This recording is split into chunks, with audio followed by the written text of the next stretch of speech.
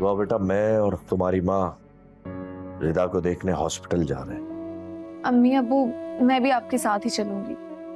नहीं बेटा, अभी नहीं, अभी उसकी तबीयत इस काबिल नहीं है।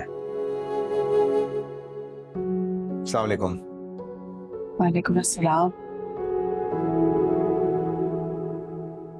तुम अम्मी अब्बू के साथ जाने के लिए आए हो ना?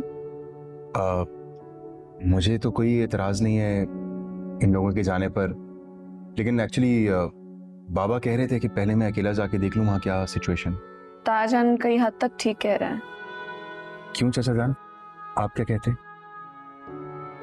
ठीक कह रहे हो बेटा, मेरे ख्याल से भाई साहब की बात दुरुस्त है।